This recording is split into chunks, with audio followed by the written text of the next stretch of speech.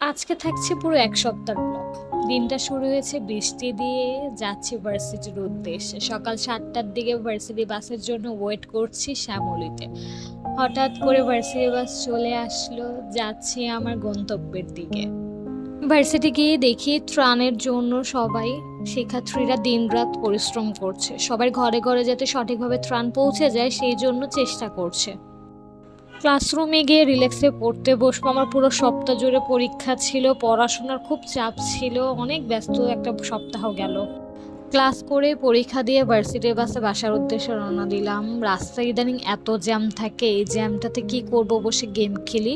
So এই গেমে first time আমি হাইয়েস্ট পয়েন্ট পেয়েছি, সো খুব খুশি। শরৎকালে কদম ফুল দেখতে খুবই ভালো লাগে। কদম ফুল আমার খুব পছন্দের। ঢাকা ইউনিভার্সিটির রাস্তা জুড়ে কদম ফুলের গাছ। ব্যস্ততার জন্য গাছ বাচ্চাগুলোর একদমই যত্ন নেওয়া হয়নি। সাথে আমি কতগুলো গাছ গিফট পেয়েছি, সেগুলোরও যত্ন নিতে হবে। যেহেতু আজ পবিত্র বৃহস্পতিবার রাত, তাই কিছু কেনাকাটা করে এনেছে খালামণি, যেগুলো আমাদের এই উইকেন্ডে খাওয়া হবে। আজ মুভি ওর সিরিজ দেখে ব্রেনটা রিল্যাক্স করতে হবে, সারা সপ্তাহের বিজিনেস টায়ার্ডনেস দূর করার জন্য। সবাই ভালো থাকবেন, গুড বাই।